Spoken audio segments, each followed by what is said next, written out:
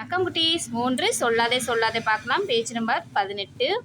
நீலவானம் தூரம் என்று பறவையிடம் சொல்லாதே, பறவையிடம் சொல்லாதே.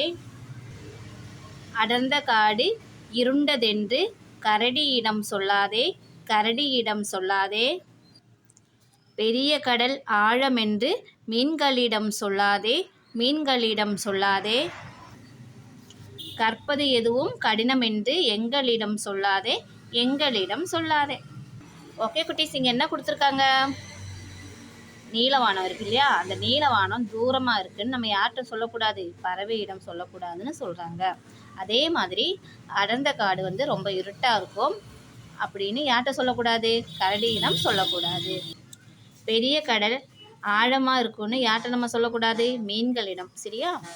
அடுத்தது, கற்பது எதுவும் கடினம் என்று யாருக்கிட்ட சொல்லக்கூடாது குட்டீஸ்? குழந்தைகளிடம். சரியா? இவங்களுக்கு எல்லாமே அது ஈஸியாக தான் இருக்கும்.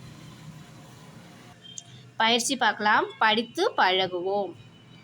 ஃபஸ்ட்டு, தூரம் என்று, தூரம் என்று. ஆழம் என்று, ஆழம் என்று. இருண்டதென்று, இருண்டதென்று. கடினம் என்று, கடினம் என்று. பறவை இடம், பறவை இடம். கரடியிடம், கரடியிடம். மீன்களிடம், மீன்களிடம். எங்களிடம், எங்களிடம். படிப்போம், சொல்லை கேட்டு எழுதுவோம். ஃபஸ்ட்டு இதை நம்ம படிச்சிடணும். அதுக்கப்புறம் சொல்ல ஒன்று கேட்டு கேட்டு நீங்கள் எழுதணும். ஓகேவா? ஃபஸ்ட்டு, பறவை, பறவை. கரடி, கரடி. மீன்கள், மீன்கள். இருட்டு, இருட்டு. ஆழம், ஆழம். கடினம், கடினம். தூரம், தூரம். நீலவானம், நீலவானம். அடர்ந்த காடு, அடர்ந்த காடு. பெரிய கடல், பெரிய கடல். இப்போ நம்ம படிச்சிட்டோம் குட்டீஸ். இனி நீங்கள் எழுதி பார்க்கணும். ஓகேவா? ஒரு வாட்டி சொல்கிறேன், நல்லா கேட்டுட்டு எழுதி பார்க்கணும். ஓகே? பறவை, கரடி, மீன்கள், இருட்டு, ஆழம், கடினம், தூரம், நீலவானம், அடர்ந்த காடு, பெரிய கடல். அடுத்தது பொறுத்துவேன் பார்க்கலாம். யாருக்கு எது கடினம் இல்லை? நம்ம படிச்சிட்டோம். யாருக்கு எது கடினம் இல்லைன்னு நமக்கு தெரியும் இல்லையா குட்டீஸ்? ஆன்சர் எழுதிடலாமா? ஃபர்ஸ்ட் ஒன், பறவை. 2 கரடி, 3 மீன், 4 குழந்தைகள். இங்கே கடினம் இல்லாததெல்லாம் கொடுத்துருக்காங்க. என்னென்ன பார்க்கலாமா? காட்டின் இருட்டு, கற்றுக்கொள்ளுதல், வானத்தின் தொலைவு, கடலின் ஆழம். அப்போ பறவைக்கு எது எழுது? வானத்தின் தொலைவு. பறவை வானத்தின் தொலைவு. கரடி காட்டின் இருட்டு. மீன் கடலின் ஆழம். குழந்தைகள் கற்றுக்கொள்ளுதல். யாருக்கு எது கடினம் இல்லைன்னு கேட்டிருக்காங்க? பறவைகளுக்கு வானத்தில் தொலைவு கடினமில்லை. கரடிக்கு காட்டின் இருட்டு கடினமில்லை. மீன் கடலின் ஆழம் கடினமில்லை. குழந்தைகள் கற்றுக்கொள்ளுதல் கடினமில்லை. சரியா? நம்ம மேட்ச் பண்ணிட்டோம். மேட்ச் பண்ணிட்ட குட்டீஸ், நீங்களும் மேட்ச் பண்ணிட்டீங்களா? அடுத்தது பேஜ் நம்பர் 20. இவர்களுக்கு எது எளிதானது? டிக் செய்வோம் கொடுத்துருக்காங்க இல்லையா? பிக்சர் கொடுத்துருக்காங்க. 4 பிக்சர் கொடுத்துருக்காங்க. ஒவ்வொரு பிக்சருக்கும் 3 ஆப்ஷன் கொடுத்துருக்காங்க. இவர்களுக்கு எது எளிது அப்படின்னு பார்த்துட்டு நம்ம டிக் பண்ண சொல்லியிருக்காங்க. ஓகேவா? இங்கே குரங்கு கொடுத்துருக்காங்க இல்லையா? வானில் பறப்பேன், குழி பறிப்பேன், மரம் ஏறுவேன். நமக்கு தெரியும் குரங்கு மரம் ஏறுவேன் தான் ரைட் இல்லையா? ஸோ நம்ம அங்கே டிக் பண்ணிடலாம்.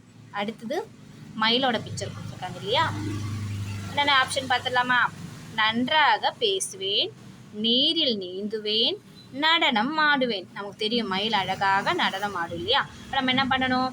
நடனம் ஆடுவேன்ல டிக் பண்ணிடலாம். சரியா? அடுத்தது நத்தை கொடுத்துருக்காங்க இல்லையா? வேகமாக ஓடுவேன், ஓட்டை சுமப்பேன், பாடல் பாடுவேன். நமக்கு தெரியும் நத்தை ஓட்டை சுமக்கிறது இல்லையா? அப்போ என்ன பண்ணலாம்? ஓட்டை சுமப்பேன்லாம் டிக் பண்ணிடலாம். அடுத்தது நாய் கொடுத்துருக்காங்க இல்லையா குட்டீஸ்? மோப்பம் பிடிப்பேன், மரம் ஏறுவேன், கூடு கட்டுவேன். 3 ஆப்ஷன் படிச்சிட்டோம். எது கரெக்டாக இருக்கும் நாய்க்கு? மோப்பம் பிடிப்பேன் இல்லையா? அதில் நம்ம டிக் பண்ணிடலாம்.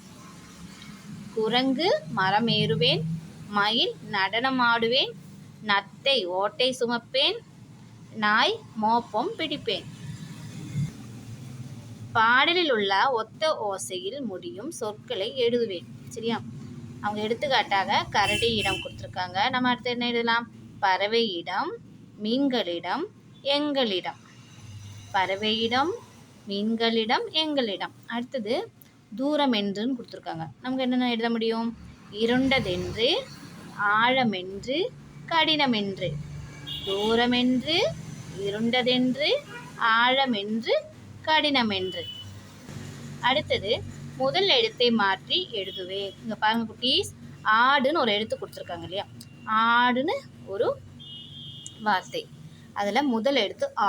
அதை மாற்றினா டூ மட்டும் தானே இருக்குது. அப்போ ஆ மாற்றிட்டு இப்போ ஆடுன்னு கொடுத்துருக்காங்க.